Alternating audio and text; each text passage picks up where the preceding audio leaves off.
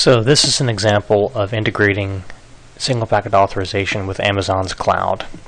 You can see that I'm logged in as me into the Amazon AWS console, and this is the VPC dashboard. We have one VPC network currently instantiated. There's one elastic IP being currently used, one security group, and 2 running instances. If I click on the running instances link,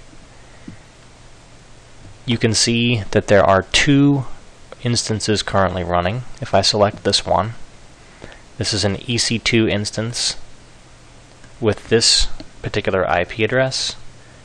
If I put that IP into my web browser, you can see that it is running a copy of my website. So it's running a web server, obviously. And you can see that this is an Ubuntu 12.04 system. It also has a non-routable 10.0.0.12 address as well, but again, it is associated with this elastic IP. If I select the other EC2 instance, it has IP address 10.0.0.223. It is a Windows Server 2008 instance, and it does not have any other IP addresses assigned. It only has that 10.0.0.223 IP. So if I go back to the VPC dashboard for a moment,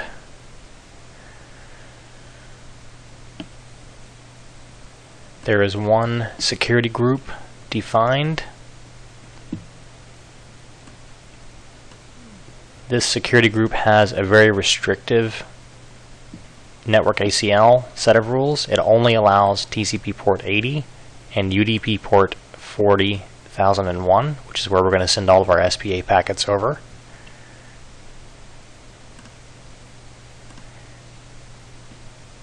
And once again, just for reference, there's only one elastic IP assigned, and it is that address, which it matches the address in here. Okay. Now there are 4 terminal windows open here. Note that this window has hostname Rohan. It has an IP address on the internet that is different from all 3 of these hosts, which all have hostname Lorian. This is where we're going to run all the SPA packets from. I'm going to first scan UDP port 40,001 just to show that there is nothing bound to that port, at least as far as Nmap can tell. I'm going to now run in a watch window a scan against TCP port 80, 22, and 3389 against that same elastic IP. And I'm going to enable version detection. I'm going to run the same scan from the host where we're going to send all the SPA packets from. Note that TCP port 22 shows as filtered. TCP port 3389, the RDP port, is also filtered, but port 80 is open, and it's running Apache 2.2.2.22 on Ubuntu. And the same information is showing currently on the system where we're going to run the SPA packets from. Okay. This script is going to launch FWNOP. We're going to gain access to TCP port 80, which will be transparently NATed for us into port 22 on that local Ubuntu system on the VPC network. We're going to send the SPA packet over port 40,001, and we're going to send it against the appropriate elastic IP.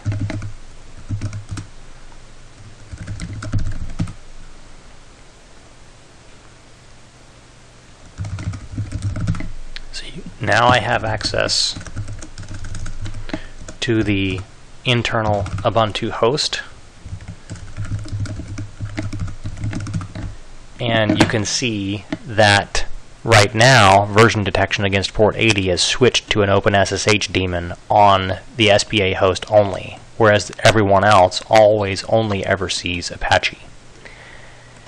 The accept rule that allowed, and the NAT rules that allowed me to make that natted connection, that transparent connection, had been deleted from the FWNOP chains that FWNOP-D adds, and even from the system where we run the SPA packets from, it is now switched back to an Apache web server. However, we still, of course, have access because we're using the connection tracking mechanism within SSH, within IP tables, to keep the SSH connection open.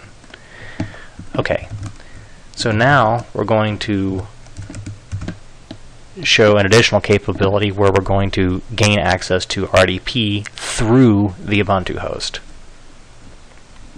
Note that we're also going to be communicating over port 80, sending the SPA packet over the same UDP port, and now we're going to give the NAT directive to tell FWNOP to NAT the incoming connection to the IP address of the Windows host over port 3389.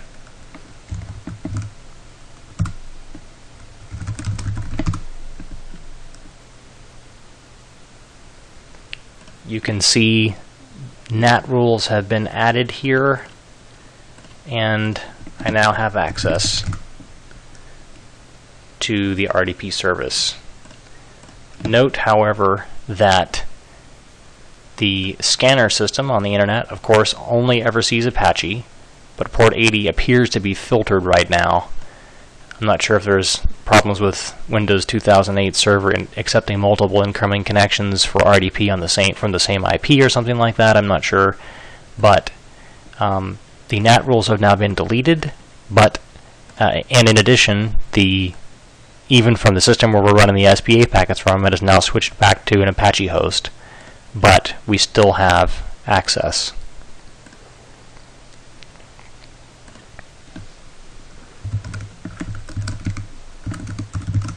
So now I'm going to demonstrate a replay attack against the FWNOP daemon.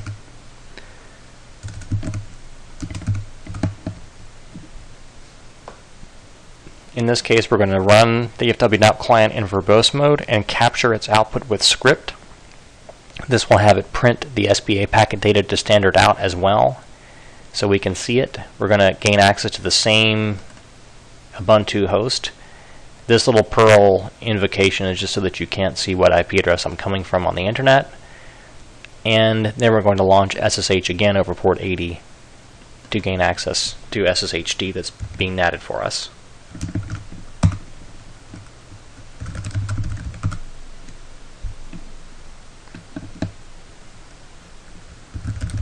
Once again, I now have access. You can see that from the SPA system, it has switched to an open SSH daemon apparently.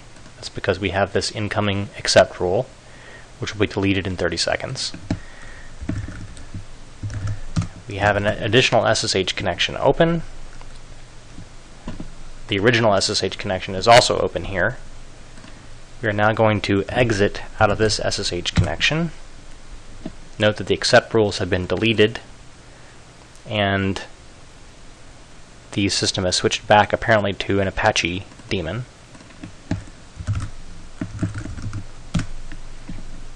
This is the raw SPA packet data that the FWNOP client generated. So we're going to replay that data with netcat against the FWNOP daemon.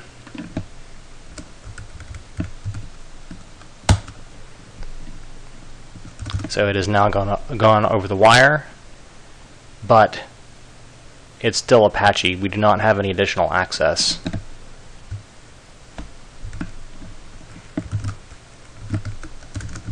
And with this little script, we can see that the FWNOP daemon has monitored a replay attack from this IP, which is used as a dummy IP for the IP where the SPA packet came from.